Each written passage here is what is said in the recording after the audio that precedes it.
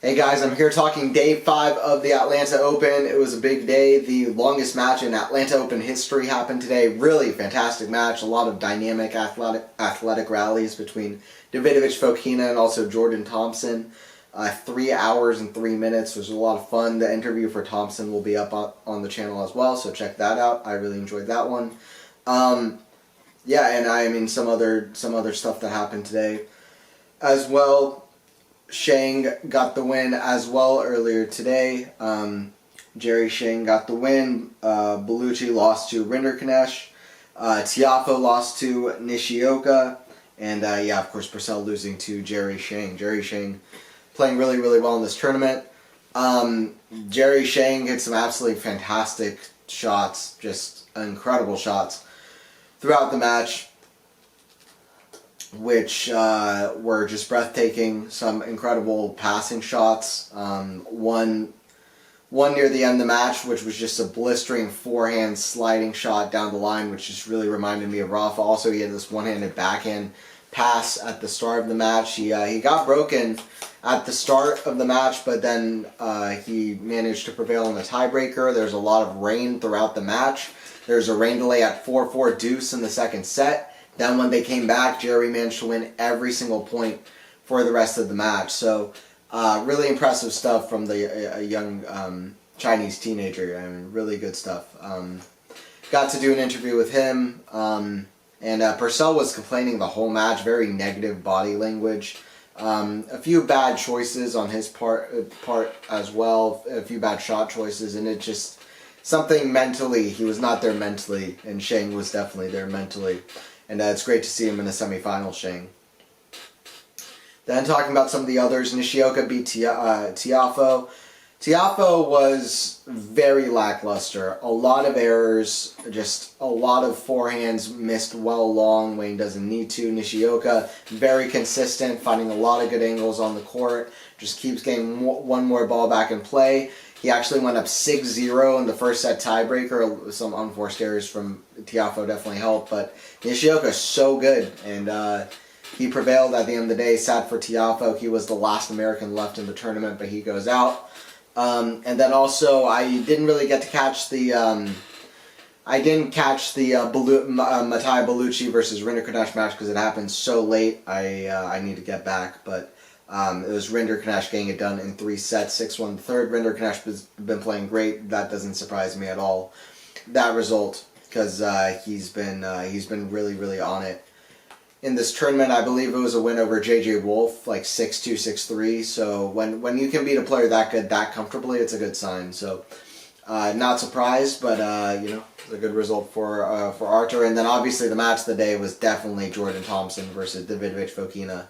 So many dynamic rallies from both. Fokina, the only thing I would say, he was much less eager to come to net than Thompson was. Also, his forehand was misfiring a lot.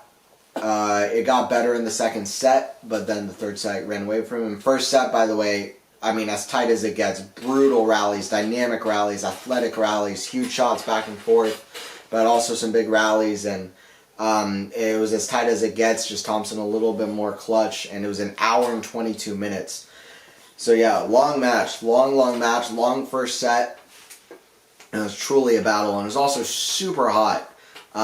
So yeah, nearly every time in the press conferences, when I do the press conferences and interviews, almost every time the person has come out to do the interview pretty much right after the match. Only 2 occasions they have not. One was Jordan Thompson today. Well, okay, I'll start with the other one. One was Mattia Bellucci. Right after his match, he told us to wait. In the people doing the press, he told us to wait.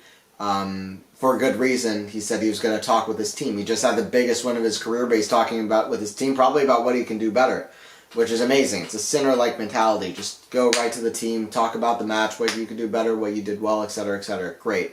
Especially after he played so well to get that win over Adrian Manarino. So that was one occasion. The other occasion was Jordan Thompson, who just played 3 hours in the heat, in crazy Atlanta heat, by far the hottest match of the tournament. It went on for 3 hours with super athletic physical rallies, as Davidovich Fokina will tend to do. And yeah, Thompson was hitting the forehand much better and consistently, was much more eager to come to net and had good success coming to net, won over 70% of his net points. Yeah, served very well as well. So those were some of the keys for Jordan.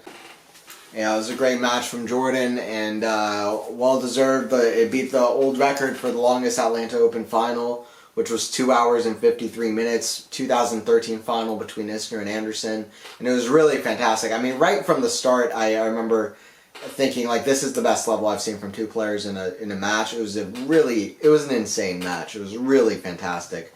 And some of the shot making was brilliant. From early on, Fokina had this kind of backhand smash, and Thompson got to it with this incredible backhand slice cross-court winner perfectly on the sideline. They had loads of rallies like that, so it was really cool. Everybody was really nice. I got to interview Shang yet again, which was cool. I got to interview Nishioka yet again. Who else? And yeah, I got to interview Thompson, Shang, and Nishioka. And yeah, Thompson was really cool to speak to as well. He was really nice, and he was really, I think that he needed that 20 minutes rest, and then he was really kind of chill and laid back. I wish that they gave the players more rest time in general before they did pressers and interviews. I guess the players would rather just get that out of the way anyway. But yeah, anyway, it was a big day, fun day, and yeah, absolutely crazy stuff. 2 more days of Atlanta period. The draw left is insane. Not the draw that a lot of people would have expected. It's Rinderknech versus Nishioka, and it's on the other side you have Jordan Thompson, and you also have Shang. I believe that's what the semifinals are. Those are the players in the semifinals. And players in semifinals. So we got Shang versus Thompson. We got Nishioka versus Rinderknech. So those are going to be crazy. I mean, Nishioka, Rinderknech, and Shang. Probably not the players that a lot of people would have expected to get there. Jordan Thompson's had a great season. He won a 250 in Los Cabos, so he's been doing well for himself, and he just had a good run in Queens as well. So he's not as surprising, but and I guess Shang has done well here, beat Shelton last year. But that's the news from today. I'll see you guys for more tomorrow and the day after. I'm looking forward to it, and I will see you guys at the next one. Please don't forget to subscribe. Please don't forget to like, and I guess I'll just keep this video going for some reason. I appreciate everybody watching. I'll see you guys for more tennis stuff soon.